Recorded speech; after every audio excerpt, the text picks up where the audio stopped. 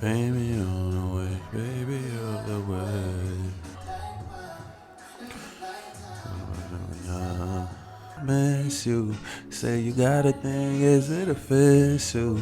Well, if it is, I don't need no issues. I'm a young nigga who with it. Job said he working out in. Need one more. Get myself going, get myself in that mode. Just gotta get myself in that mode.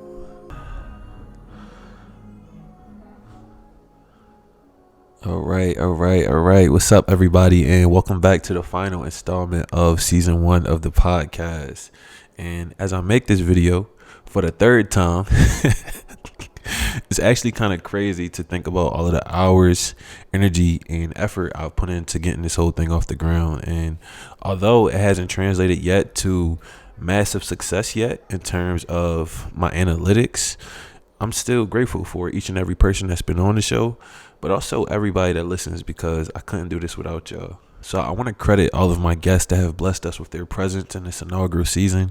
And I'm so appreciative that I could be somewhat a part of their journeys, even if in the smallest way, because I feel like some of these people are going to be straight up stars, from Shalom to Danny to Camille to Threezy to Ben. I had a heavy hitter list to line up in this first season. That was a tongue twister. But with that said, my supporters can expect another episode in a few weeks or so. I say that because summer is approaching, and I feel like it's only right that as the weather breaks, I try to get out and enjoy myself a little more. As of next month, which is only a couple weeks away, I'll have been in Atlanta for about a year now, and I feel like there's still so much more that I have to experience and so many more people that I gotta meet so I can continue to bring y'all these fire guests. So hopefully on the next episode, if there is a guest with me, the background will look a lot different and the production value will have only gotten better because I've learned so much with y'all throughout this season. Now, before we get into the nitty gritty of this episode, I want to give a quick shout out to one of my friends from back home, Nadira.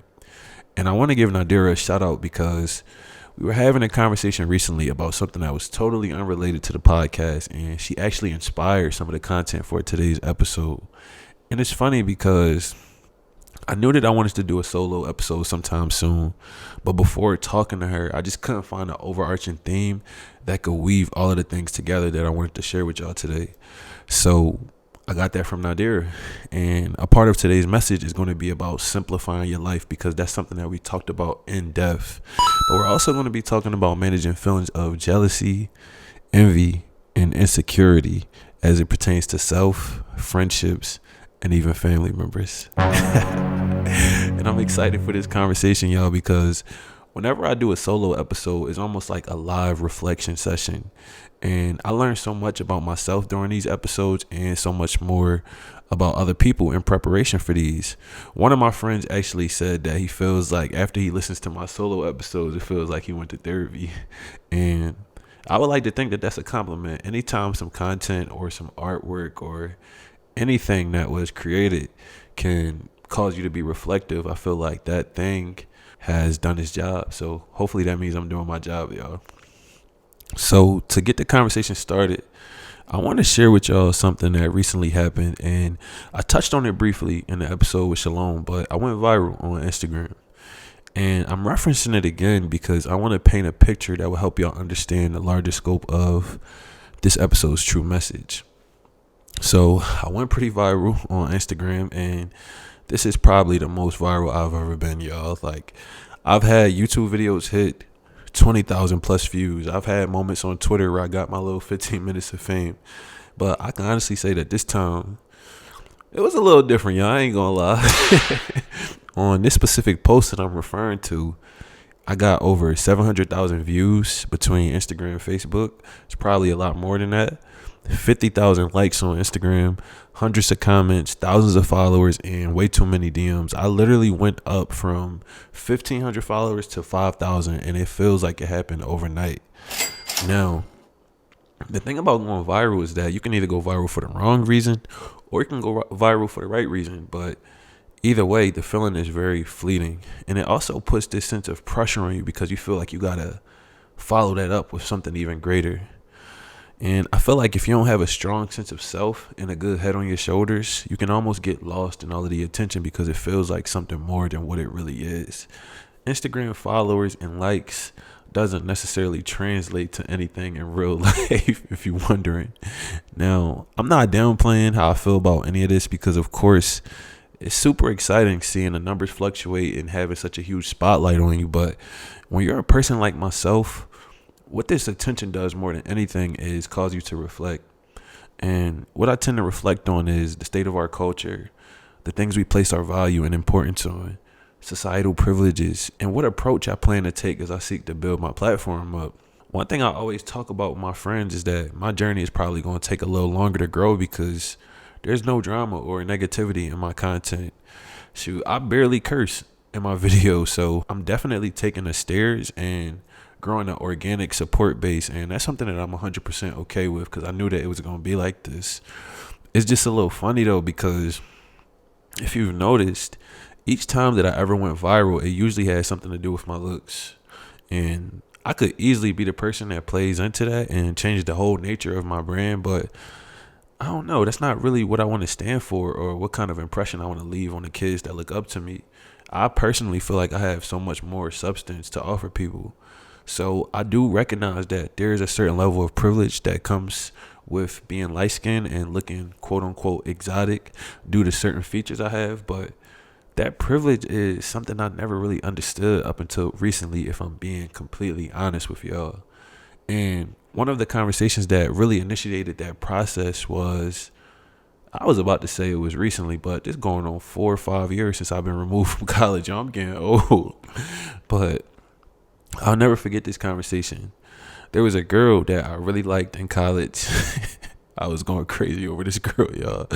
And I happened to be running this campaign to get book bags and school supplies for kids in my neighborhood at the time that I met her. So, mind y'all, I had only been at Temple for about a semester because I had just transferred over as a junior. So, looking back, it probably was a little audacious that I tried to do something like this in my first or second semester there, but I don't know. That's just the way I'm wired. Like, I don't really see limitations when it comes to accomplishing my goals or things of that nature. So initially, I had a small goal, which was to get 25 book bags filled with school supplies that I could donate to kids in my neighborhood back home. But after a lot of support and campaigning, I was able to raise over $5,000 in less than a month that I used to get over 250 JanSport book bags because we had to get the name brand and they were filled with school supplies. And we even got a year's worth of uniforms for a lucky boy and girl that won the raffle.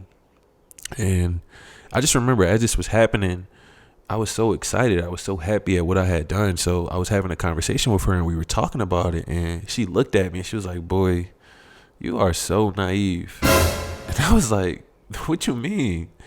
And she was like, "The only reason that all of these people are supporting you like this is because half of them think that you're attractive and want a reason to get close to you.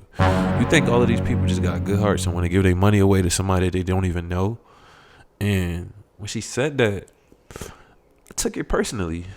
I feel like it's hard not to take something like that personally, and it really messed my head up. And I can't lie, it hurt for a second because I'm the type of person that works hard for every single thing that I have, y'all. And for those of y'all who listen to the very first couple episodes of my podcast, you would know that I had a challenging ass upbringing. So prior to this, I had never thought about using my image as a form of social currency.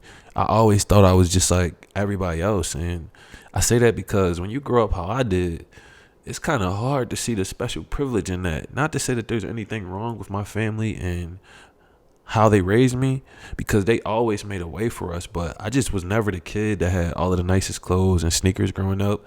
I may have had relatively more than some of my peers, but I never assumed that I was better than anybody because of the things I had.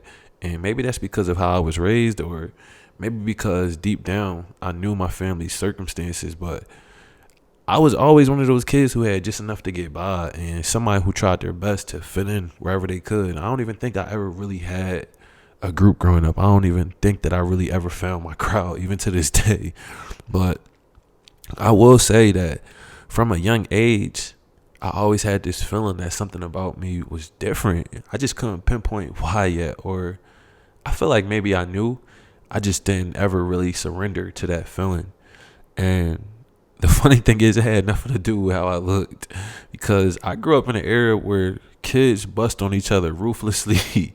So when I was young, my confidence in my appearance was shot. If I did feel the slightest bit of good about myself, when I would go outside into my neighborhood and go to school, oh, it was going. It was going from there. I heard it all from, I look like Sinbad, the comedian. And imagine being in elementary school and having to Google something when you get home because you don't know why everybody laughing at you. I just didn't know who that was. I was called chocolate chip cookie face, monkey. Somebody said that they could play connect the dots on my face. And it's crazy that a lot of this stuff was said in elementary school and middle school, but it followed me throughout my whole life, and I never forgot what those people said to me. And when I would go home, I would literally try to scrub my face until it turned red because I wanted to remove my freckles. I hated them. I even used to take my aunt's razors, and oh my God, this is so embarrassing telling you this, y'all, because it's embarrassing because I didn't know what my aunt was using a razor for. Now, I grew up in a household full of women, but I just had no idea. Elementary school, middle school, I thought everybody used razors for beards, mustaches, a quick trim. In my case, I was using it for my widow's peak. So now that I know and I'm reflecting on, oh my God, this is crazy. But basically, y'all, I used to take my aunt's razors and shave off my widow's peak before school because I just didn't want people to see it. And I didn't feel like going through the headache of getting bust on when I got to school. And one time I even used one of those flat rectangular erasers and I tried to give myself a fade. And I don't know how, y'all, but I just ended up giving myself a whole bunch of patches. And that was around the time where ringworms was really rampant. So when I went back to school, everybody was like, oh, you got ringworms and blah, blah, blah. So when it came to looks, I took a lot of L's early on, y'all. And I didn't know that I was good looking or had any attractive privilege. I don't even think I was thinking like that at all. I don't even know what privilege was at that age. You know, I just thought I was just like all of my friends. I just thought I was normal, which I was. Now, a lot of times it would be my friends that would compliment me. And in those moments, I would always pull the Spider-Man meme and like try to compliment them back really fast because at that time, I just didn't really know how to celebrate myself. I didn't really come from that within my household. And a lot of African households, it's about your rate of productivity, what you can do, what you can produce, striving for excellence out in the world. So performing high academically, taking on leadership roles within church, doing your chores to the best of your ability, and being the best child that you could be. But it's not something that you really got praised or accolades for. It was just looked at, that's what you're supposed to do. So when it came to receiving affirmations, it was something that I was really uncomfortable with, and even a lot more to this day. But going back to that special quality that I was referring to earlier, I would like to believe that it was my personality, because before I ever developed any sense of an ego, I was really one of those kids that was just free. This same openness that you see from me today and that a lot of people credit me for, I was like that since I was a little kid. So I was funny, I was compassionate, competitive, communicative, curious, but most of all, I was a natural born leader. I would always volunteer for stuff in class. I would lead the lines, and I don't know, it just always felt natural to me. So think of a hybrid between a class clown and a teacher's pet, and that was me. I got in trouble a lot more than the average teacher's pet though. So I always had my own style and wanted to do things my own way. If everybody was getting S dots, I'd go get some New Balances, or my aunt would buy me a pair of Diaduras or things like that. Like, I just always wanted to just be different. I would get crazy hairstyles with parts, afros, braids. Now I got locks. Like, I was just one of those kids. I was very explorative when it came to my image, and just, I wasn't afraid to stand out. So I was always smiling. I always wanted to be around people, always telling jokes, always silly. And that was just who I was. I loved my personality. When I was 12, I was in this rap group with two of my older friends, and we called ourselves the Christian All-Stars. We had Young Rod, we had Lil Mont, who was myself, and we had YDP, which stood for Yeah Then Papa. And I wish I had pictures from this time period because we went down to the gallery after school because our school was downtown and we got our shirts spray painted and everything. This was the era in Philly where everybody was wearing the oversized jerseys, spray painted shirts, headbands, 3X tees, fitted hats, you name it. And I just remember at the time, I believe Dan was about 14. I believe Rodney was 15 or 16. And I had to be 12 or 13, yo. But I just had so much charisma and natural belief in myself that I literally used to think that I was the best in the group, if not the second best rapper in the group. And I remember we got asked to perform at a cookout after performing at our church. And even outside of that, I myself was in spelling bees. I was a groomsman at my aunt's wedding, and wherever I was at was kind of like my own personal stage. I really used to mimic people a lot and do different impersonations, and I just used to be in my own world. So the feeling of being put out in front of a crowd or talking in front of large groups of people and having a lot of attention on you was something that I had the luxury of overcoming at a very young age. And if you ask my family, they would probably tell you that I was just a natural and my humor was completely harmless at this time period. But I can say that all of this began to change once I got to high school. This is definitely where things got a little different and my personality began to take a drastic turn. I wasn't that silly kid no more that was unsure of himself. Now I started to realize that I was actually attractive. I started to realize that I had something, and once I realized that, I started to act crazy. I'm not even gonna sit here and lie to y'all because it's different when you grow up in a church and you got the grandmas and the elders pinching you on the cheek, telling you that you handsome. It's like, yeah, you're supposed to say that. You done said that to every other kid in this church. Give me some candy, man. But when you 15 and you walk into high school and you got 11th and 12th graders calling you their little boyfriend, and they got breasts and bosoms and booties and curves and hips and dips and all that, you start looking at yourself a little differently in the mirror. So in my head, I was like, damn, I just went from Lil Munt to Lil Boyfriend in the span of like 2 years. I was bugging, because this was the first time in my life that women I was actually attracted to were openly attracted to me, and I could feel it now, y'all. Literally, I was being called beautiful, sexy, handsome. I was being touched. Numbers were being left in my locker and in my book bag. I was taking bus routes that were going in the opposite direction of my crib because I was just having that much fun walking people home and stuff like that, yo. Even the, oh my God, he's getting so big, started to hit different because I could visually see how these grown women were looking at me now. In ninth grade, I was already about 5'11" and some change. My body was changing. My voice was getting a little deeper. And I believe I even started to grow a mustache and a little beard at this time. So with all that, my confidence just shot through the roof.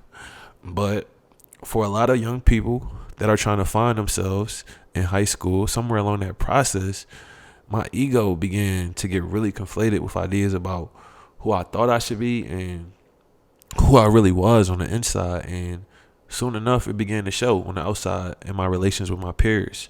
I became a lot more shallow. I didn't have as much regard for people's feelings and emotions. And overall, I just became a lot more ruthless and cutthroat trying to prove my masculinity. And some people who know me from this time period will probably be like, Tay, you exaggerating. I don't know you to be this way. But I'm sure there's other people out there that would say totally different, because some rooms don't require for you to overcompensate as much, and they know you, so you could just be yourself. But when you're in rooms and environments with strangers, you could be whoever you want, and I relish that opportunity.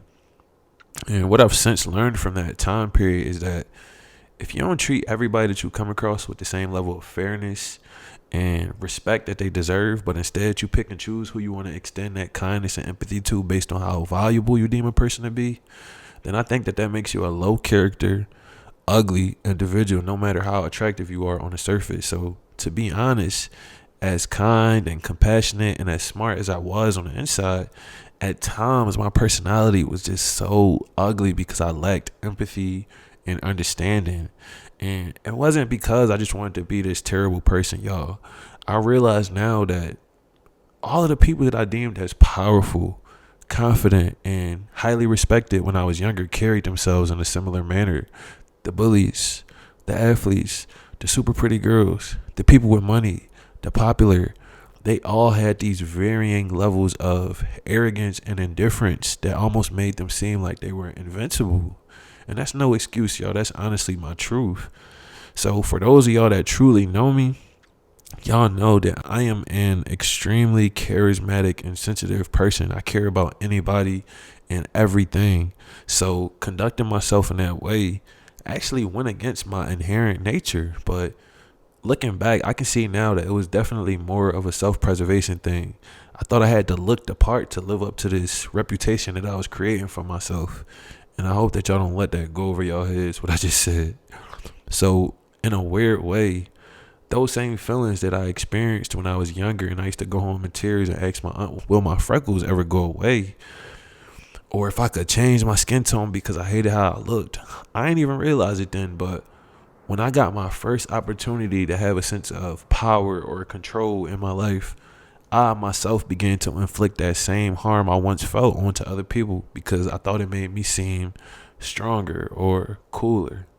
And that is the downside of privilege. A lot of times, the advantages that people are afforded in society are simply unfair, and they often go unchecked because of the power dynamics at hand.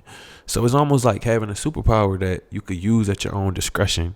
And if you let it, it can become oppressive to those that don't have the same level of advantage as you. For example, if a superhero uses their powers for bad, they could potentially cause irreparable harm to their community. But if they choose to use it for good, they could potentially save lives and help millions of people, which probably isn't the greatest example when you're talking about something like white privilege, which is much bigger in scope and impact.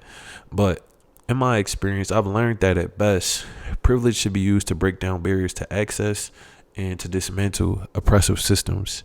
Now, in layman's terms, for my friends and family that might not understand what that looks like, a more worldly example would be what Rihanna's doing right now through her Fenty line in the beauty industry.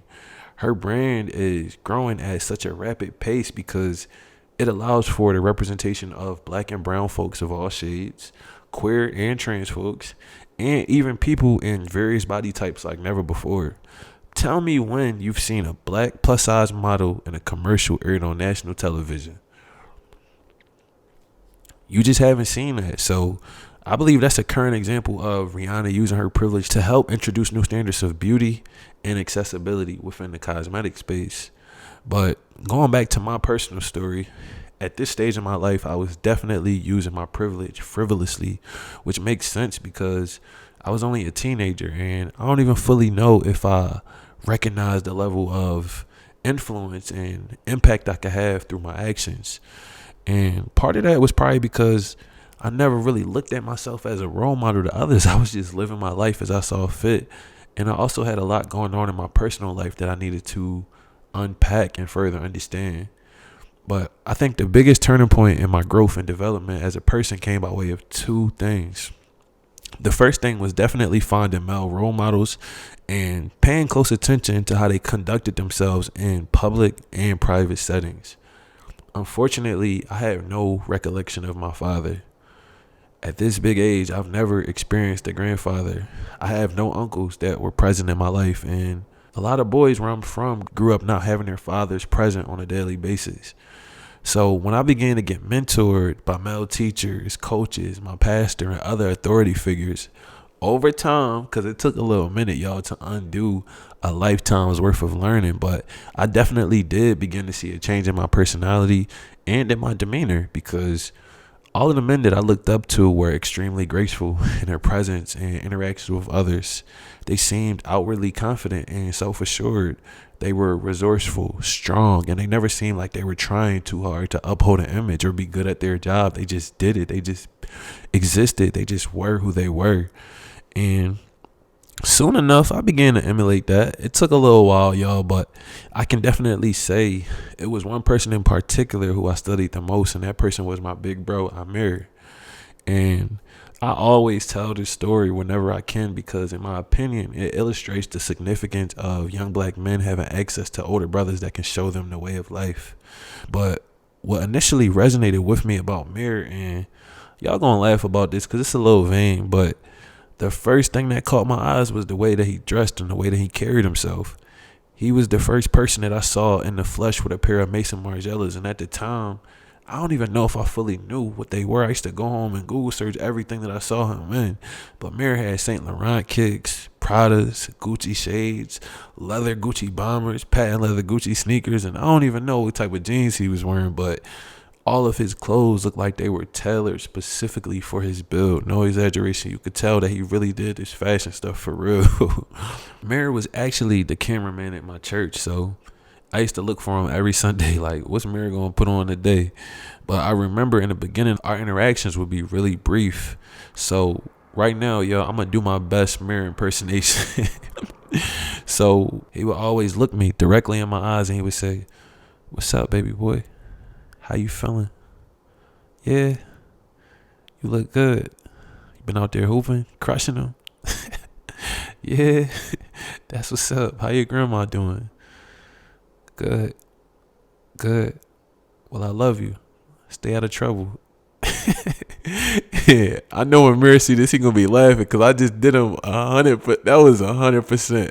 I still got it, y'all. I told y'all I'd be mimicking people real good, but I would leave those interactions feeling like I was on top of the world because, to be completely honest, Mirror was just cooler than any teacher I ever had, and somebody else could probably say the same thing that he just said to me, but I just felt it a little bit more because it was coming from him. So those short exchanges at church, they soon turned into lunch outings and car rides where we would drive somewhere in the city that he had chosen, and we would just walk for miles and just talk about life, the things I was experiencing at home, girls, school, basketball, church, you name it.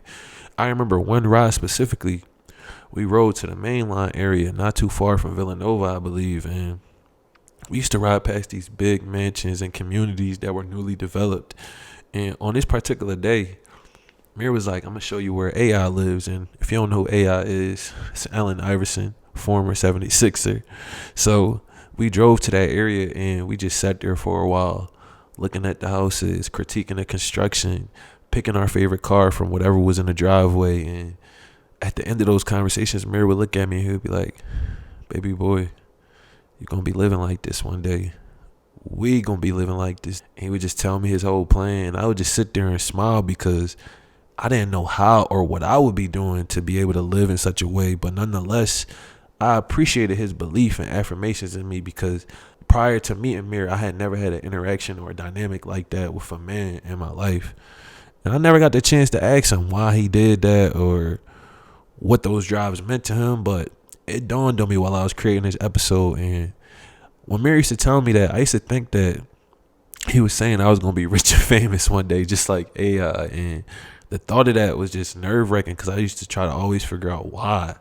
But now that I'm older, I realized that it was probably more about him just showing me that it was so much more that the world had to offer than what I was experiencing within the constraints of my neighborhood in Southwest.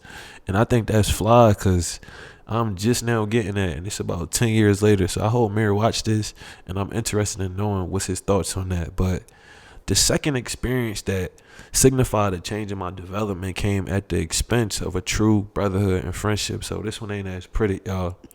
And I feel like I probably learned even more from this experience in particular because this was the first instance of where somebody that I actually cared about was negatively impacted by my behavior. Now, it's not to say that this person was perfect because they were far from it. But at the end of the day, they were a good friend to me and they were my best friend at that. So just imagine from 9th grade to 11th grade, which is somewhere over 1,000 days, we probably spent close to 600 of those days together. And if we didn't do that, that's how it felt because of how close we were. Our families were locked in and we were truly brothers. And it probably could have been more, but I ended up transferring schools for a better opportunity during my senior year. So that was that. I was now going to school downtown as opposed to 15 minutes away, like my old school. But the main reason that we fell out was that this particular friend, he felt like he used to be the butt of a lot of my jokes, and he also felt like I was a show off in public because of how big my personality tends to be. And even though I ain't fully see it that way, I felt bombarded by this information and feedback because it was never my intention to make my friend feel some type of way or hurt his feelings. But over time, I was able to understand his point of view. Once I matured, I was able to understand his emotions and the impact of my behavior during that time period. And this is something that he knows already, but I'm definitely fully accountable for the mistakes that I made during that time period. But, if I could go back, I wouldn't change anything about that experience. I would just wish that my brother knew that in those moments, my actions were more about the inner battles that I was facing within myself than actually trying to hurt him. Because one thing I pride myself on, y'all, and this gets me hurt a lot, but I pride myself on the size of my heart. If I love you, what's mine is yours, and there's no limit to what I'll do to demonstrate my loyalty, compassion, and commitment to you. But when I say inner battles that I was waging within, I mean that in relation to my self-esteem. And a lot of men will probably never admit that, but at this time and even going into college, I thrived off of knowing that I fit in, just like most people, knowing that I belong, knowing that I was special. I ain't even realize it then, but I definitely needed that external validation from people to know that I had any sense of worth or importance, and that's my truth. Because at home, I really struggled, y'all. On the surface, a lot of people saw this tall, light-skinned guy that was popular, played on the basketball team, confident, self-assured, strong, sometimes a troublemaker, but I still had this charm. So on the surface, a lot of times people thought my life was easy and I had it made based on me being able to get certain girls that I liked or something like that. But what most people didn't know is that I didn't know my mom. I didn't know my dad. I ain't know why my sister and I were adopted. I ain't know why my household looked different than so many of my friends. And it pains me to say that, yo. Like, I just felt a knot in my chest as I was expressing that to you. That's how I know that I'm telling y'all something real. All I knew is that I used to carry this heaviness in my heart. And I always felt like I was like a pass around, or like I would always be a burden to everybody that I came across, friends, family, women, anybody. Because I used to think that if my parents didn't want to raise my sister and I, why would anybody else want to be associated with us or love us? And, of course, I've since learned more about my family history and about myself, which has inevitably helped me to build up my self-esteem. And I have a wonderful relationship with my mom now, so I hope she's watching this. What's up, Mom? I'm just doing my thing over here, but that's just how I was thinking at the time as a middle schooler and a high schooler. So just imagine being blessed with immense beauty, an abundant personality, and so many natural gifts and talents, but not really knowing on the inside how special you are. And that's the story for a lot of kids where I come from. So in return, they start to move through the world operating from a system of minimal understanding and maximum overcompensation, because they're trying to fill in those internal voids that they haven't yet learned to love about themselves. Because I don't care what y'all say, it's important to receive a mother's love. When my mom came back in my life, I can't even explain the things that it's done for me. Just talking to her on a regular basis, learning her story, learning her perspective of what took place, why she wasn't able to be there. And that changed me as a person. And I feel like it's going to make a lot of areas of my life a lot easier. Now, I haven't had the same opportunity with my father, but it's important to be nurtured by your father. Your mother's treatment sets the precedent in your life for every woman that will follow her. Your father teaches you how to be a man. So if you grow up without these elements at play in your life, how do you think you'll act? What you think gonna happen? So in my experience, if I had not gone through this experience with my boy, I don't know if I would have the level of empathy, love, compassion, and grace that I now extend to external situations and people. But I know that I needed that to happen somewhere along my journey in order to gain the wisdom, clarity, and humility that I have today that would inevitably kickstart my process of loving myself a whole lot more. Because you can't effectively love other people without properly loving yourself. Hence the statement, hurt people hurt people. And if you're wondering, me and my boy, we tight again.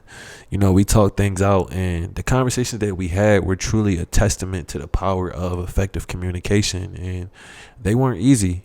I carried that guilt for years. Like, I told him this when we reconnected, but it was several girls that came in and out of my life at that time period, and I used to tell them about him. I used to be like, damn, like, I messed up. Like, that was my boy, and the way I was moving, like, my head was so big. I lost one of my closest friends, and like, something like that is challenging because it's rare that you come across like genuinely good, solid individuals in this world. And when I talk to this man, I know that he loved me for me. Like, not too many people is blessed to have friends and people that come into their lives that just love them, not for what they have or what you could do for them. They just love you. And I see it when I come around. The way this man greets me, I don't even get greeted by my family like that. It's always Dimante, because he Haitian. That's my boy, he Haitian. So Dimante, wah, blah, blah, blah. And you need people like that in the world. Like, it's lonely out here. It's tough. And when I lost him, I lost a part of me because that's my brother. So, I'm so grateful that we were able to build our relationship back up. And that really showed me the power of love. And the power of love is transformative. It's patient. It's understanding. So although we had some rough patches, I think a lot of it was due to a lack of understanding on both parts of how to communicate our feelings as men, how to work through and sort through our emotions. So that's a lot of the conversations that we talk about now. And I feel like the relationship that we have now is even better than what we had as children because of the ways that we could actually talk to each other. So shout out to my boy Mike, man. I wasn't even supposed to say his name, but it is what it is. And together, me and Mike were able to realize through those conversations that we both had a role in us growing apart. And it wasn't just about my huge personality like it may seem on the surface. So the band is all back together. And those were the two factors that ultimately led to the softening of my heart, the change in how I carry myself, and my humility more than anything. But, this is completely unrelated to my boy. And something else I'm starting to acknowledge, and I would be remiss if I didn't say this or speak on this, but sometimes you can experience jealousy and envy from friends, family, and even strangers, no matter what you do out here. Sometimes just being you alone is enough to serve as a reflection to another person of their own insecurities. And I've seen it happen time and time again throughout my life, and even up until this day. Have you ever seen the little black girl that never bothers anybody? She's beautiful, she's smart, and she has the most lovely hair and skin. And this girl gets terrorized on a daily basis just because of who she is and the level of comfort that she has within herself. We've all seen that at some step in our journey, and I was mindful not to set any parameters about the color of her skin or the length and texture of her hair, because I really wanted y'all to use y'all imagination to think about this person, because the spectrum of beauty in the black community is so broad. Whether you got the thickest, most coarse hair or the softest, most flowy, beautiful, and curly hair, it doesn't really matter. It doesn't matter if you're dark skin, light skin, brown skin, whatever the case, black is beautiful. So I really wanted y'all to just use your imagination to imagine that, and I hope that you stumbled across somebody that look like yourself, or a black woman that you love and admire in your own life. But in my personal experience, I've come to realize that most of the people that I'm closest to at this stage in my life are individuals who are truly comfortable in their own skin. And even if they're not, because none of us are perfect, but they're at least honest with themselves about their insecurities, and they take ownership for them without projecting their shortcomings onto other people. So I don't find myself having to overly explain my intent to these individuals or tiptoe around the room when I'm in their presence, because honestly, they not even worried about me at all. They too busy doing their own thing. So even in those moments where we don't necessarily see eye to eye for whatever reason, there's still always a level of mutual respect there, because I want to believe that they understand that when you're dealing with me, you're just dealing with a super passionate individual. I'm well learned, I'm well read, I'm well studied, and I happen to speak with a fiery conviction over the things that I believe in. I'm a podcaster, y'all. I can sit on a microphone with a camera in front of me, multiple cameras in front of me, and talk for hours. So it's never personal, despite how things may feel in the moment, because I pride myself on being a person that combats ideas and not people. Unless I feel like somebody is committed to ignorance, and that's when I might need a little help, y'all. I'm still growing in that regard. We are consistently working on that, but believe it or not, that has been the main way that I've lost friends over the years. It was never Tay did this behind my back, Tay was shiesty, Tay was disloyal, Tay lied on me, Tay stole from me, Tay wasn't there for me. And if they say anything otherwise, do not believe them, because 9 times out of 10, my close friends would never tell you anything like that. To be completely honest, most of the people that I fell out with is probably because something that I said out of my mouth. And 10 times out of 10, I more than likely said it to their faces. So if they felt disrespected or triggered by anything, it's understandable, because I could definitely be bullheaded. I'm learning how to work on my tone and my delivery at times. But I just feel like if it's truly love there, then let's hash it out when the smoke clears and everybody isn't so emotional. Because if you're my boy, you're my family member, my girl, a loved one, anybody, I would never say anything to purposely hurt you or belittle you. That's just not who I am. I'm not in the business of that. But I do understand that when you're a blunt person, oftentimes you don't really think before saying things. You just speak. So sometimes you could be a little bit too upfront without considering how your words might land for another person. And I can definitely take that on the chin. Like I said, I'm consistently working on that, and I want to be better in that area. But I'll also never be the friend that's going to stroke your ego by saying everything that you want to hear, because that's never been who I am. And my peers know that.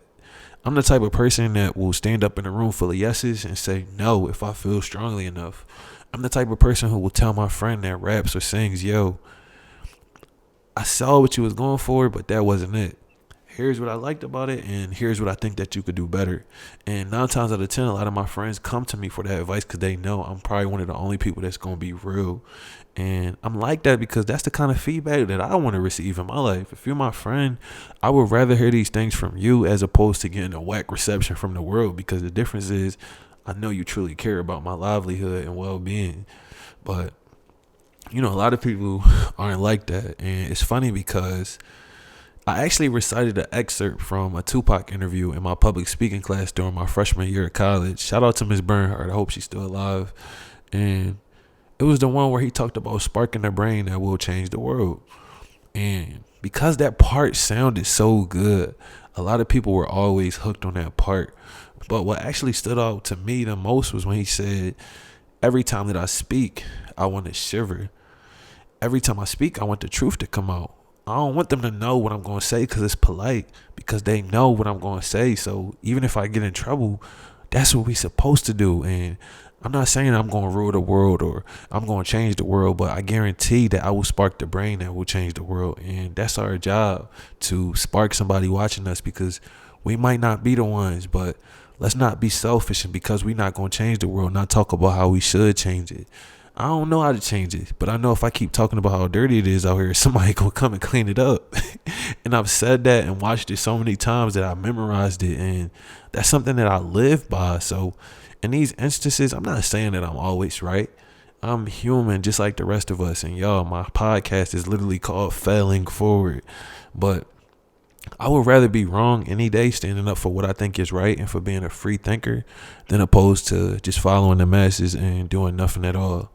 And what I love most about the way that I am is that I don't run from challenging conversations. I'm not opposed to saying sorry as well. I would rather come back to you after an hour when I'm thinking clearly, or after a week, or even after a month, and say, yo, I had some time to think about our conversation, and I appreciate the things that you were saying. I didn't get it then, but I understand where you're coming from now, and I apologize for my ignorance or any hurt that I may have caused during the conversation. Is there anything else that you would like to say on the subject, or that you feel like I should know? And I'm not just saying this for the camera, y'all. I've done this in real time. I've really faced my demons head on. It's because I don't want to live a life in fear or be a victim of circumstance. I want to grow. I want to know how to become a better person. And the only way that you could do that is having the courage to learn from your failures and doing your best to apply that information going forward. That's really all you can do.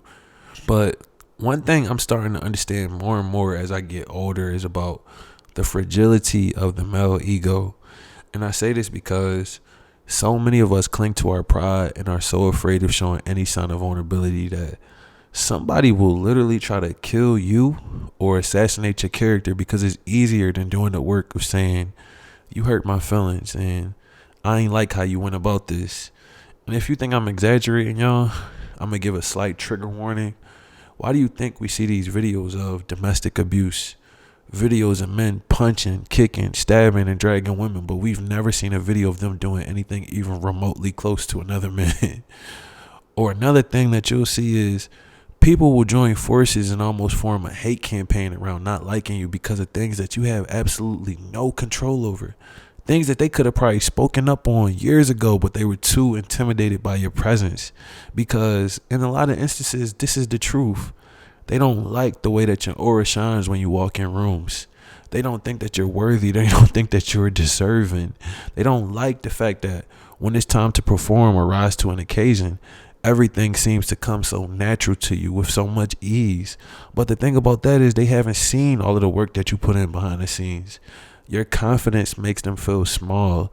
Your charisma alone can hurt their feelings, and somebody else could probably do something to them that's 10 times worse than anything that you've ever done in the past. But because it's you, all hell will break loose. And it took time to realize that a lot of that was rooted in jealousy, envy, and insecurity.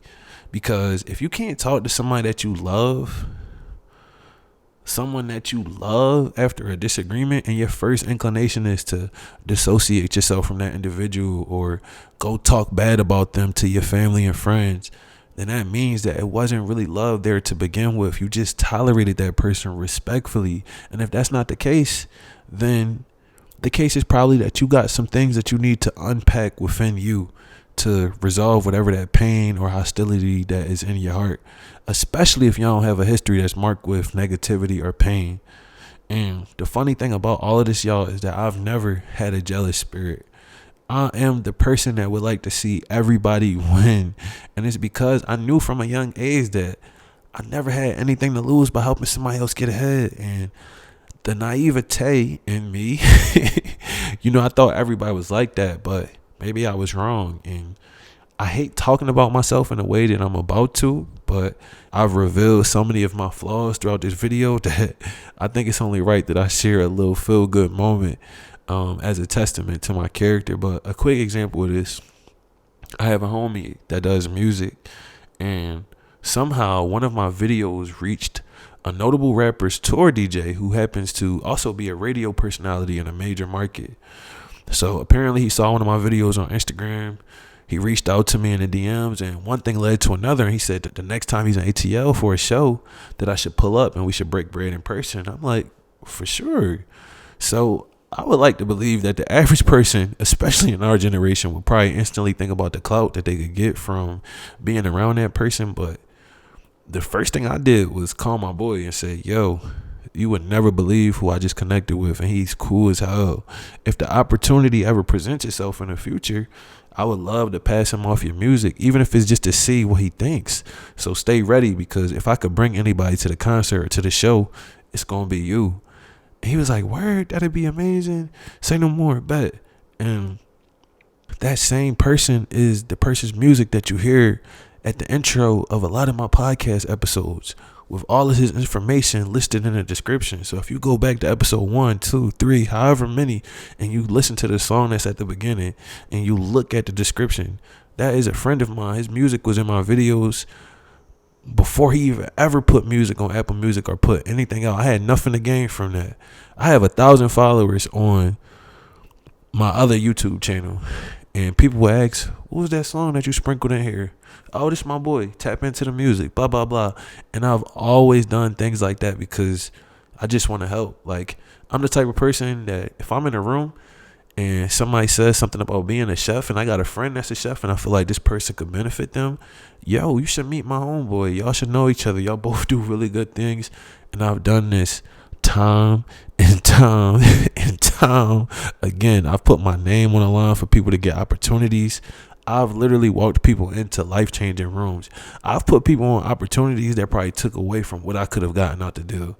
But I'm not really attached to my ego in every instance. You know what I'm saying? Like, I feel like we all have an ego and it drives us in certain aspects, but a lot of times I try to fight that feeling, like just to help somebody else or see somebody else get a big opportunity.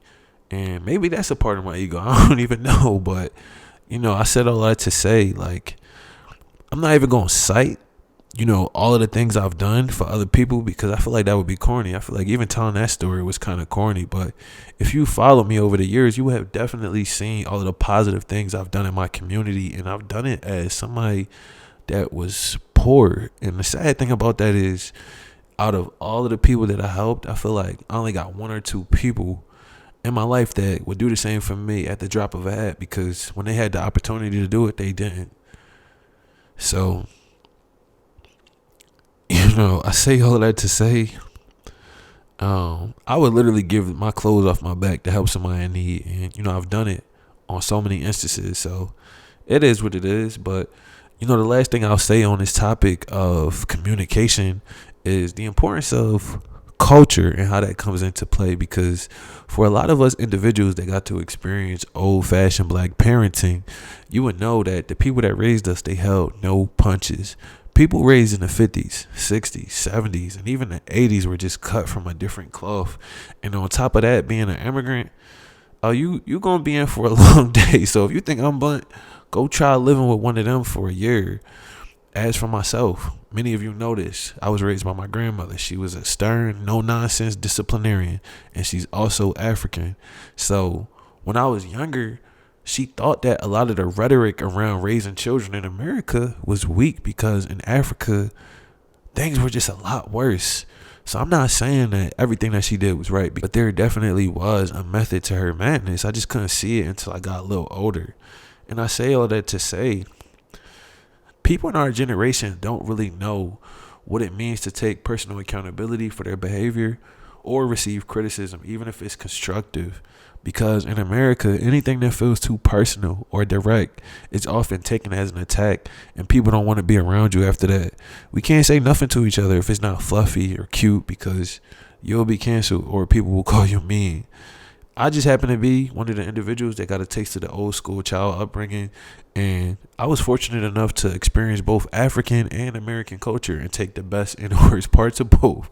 So, you know, when I speak, I'm very candid and direct, because in African culture, people just say exactly what they're thinking, and it's something that's commonly understood. But I feel like in America, especially if you're in white America, I feel like if you're not well versed on all of the latest buzzwords and phrases that people like to use, they will eat you up out here, and you will not be liked if you have any type of opinion outside of the norm. Look at what just happened with Will and Jada. Will went up there and smacked that man.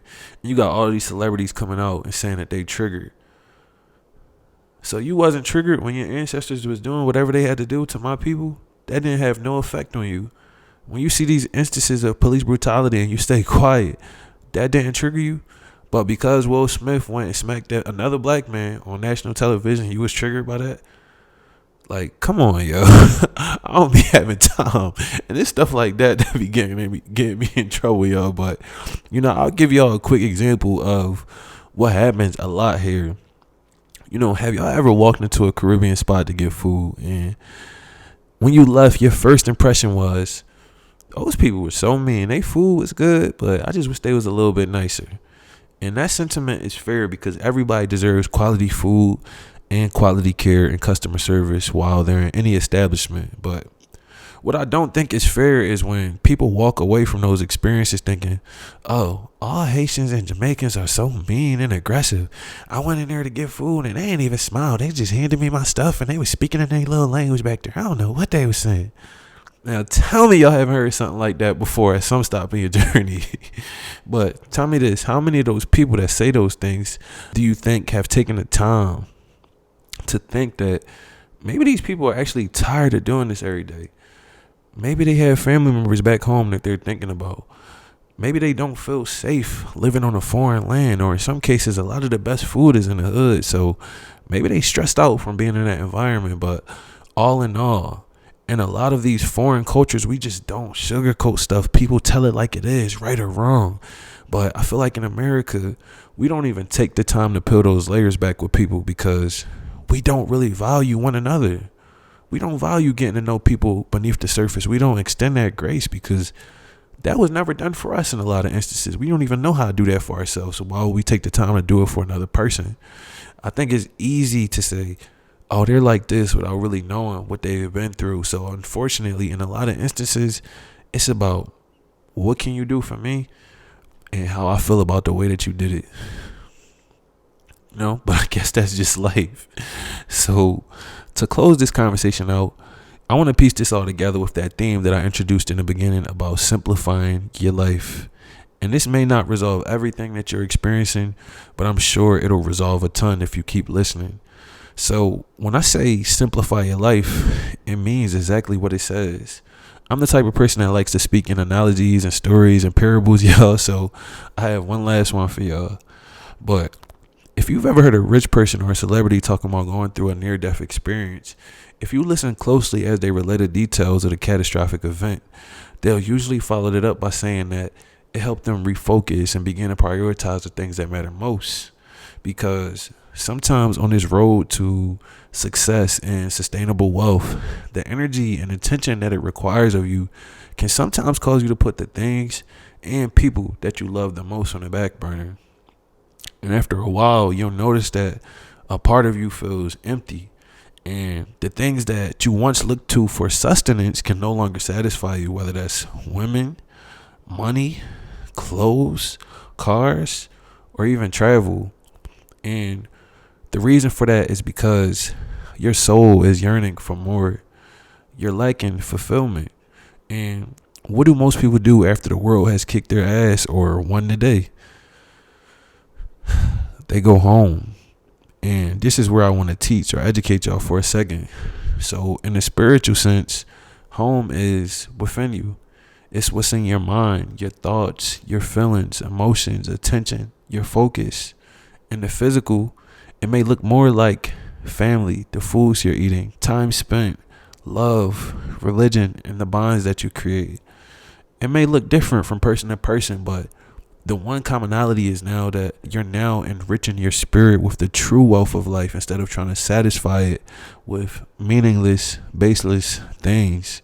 Sometimes your circumstance might require of you to leave the job, the city, separate from friends, hang out with yourself, spend less, pray more, open up, let go, eat well, meditate, sightsee without your phone, embrace, express, listen, and comprehend. And the special part about all of the things that I just said is that most of these things are instinctual. So if you're truly one with yourself, they'll typically happen naturally if you let them. And I'm going to make a quick assumption here that may or may not be true. So I ask that y'all please extend some grace as I relay this thought. But we all know the feeling of love. So go where you're loved. We all know how it feels to be seen and appreciated. So invest your time and energy with those that appreciate you. We all want to be understood at some level. So spend your time with the people that get you and don't cause you to question your existence. And if you haven't been fortunate enough to experience any of those things, if you can quiet the noise in your mind and truly listen to your body, it'll tell you when you're unsafe or when someone's energy isn't pure. Because as humans, we are intuitive beings and we are more powerful than people can imagine. And if you're unsure of how to interpret these things in someone else, just trust what they do, because how a person treats you is a direct implication of how they feel about you. And if all else fails, don't be afraid to ask questions. Make your life simple, because a lot of times we tend to overcomplicate things by trying to fit into these different circles when maybe you were made to be a square or a triangle or a rectangle or a trapezoid. So instead of trying to force something that clearly doesn't fit, don't be afraid to rock solo for a while, or find peace in doing the little things like reading, cleaning, taking walks, or journaling, because in those little things is where your strength lies. And the more you simplify certain aspects of your life and find rituals that will help you stay in alignment, one day you will look up and you yourself will have become the person or thing that you were looking for in the world. And with that, you'll begin to attract better people. Things will start to feel easy. Your mind will be at peace, and your aura will shine a lot differently, because sometimes we just got to strip ourselves of everything that we thought was good and build back better. Because believe it or not, sometimes the hardest thing to do in life is to choose yourself.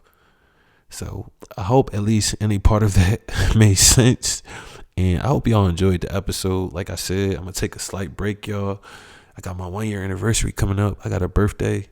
I got a couple graduations to attend. So I'm going to be traveling a little bit over the next month or so. So just bear with me. But throughout that process, I'm going to definitely be brainstorming some content to bring to y'all. So I appreciate y'all for listening or viewing or whatever platform you were receiving this from.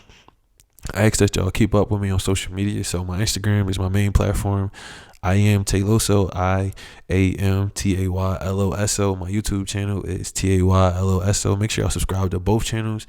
That channel has more lifestyle content, and this one is more focused on the podcast. So I just ask that y'all follow me on all these social medias, and I got a lot to share with y'all, because I went to church last night and I didn't even get the opportunity to touch on that, but I want to reflect on that experience, because it definitely been a good 5+ years since the last time I stepped into a church. So, we going to talk about that if y'all interested.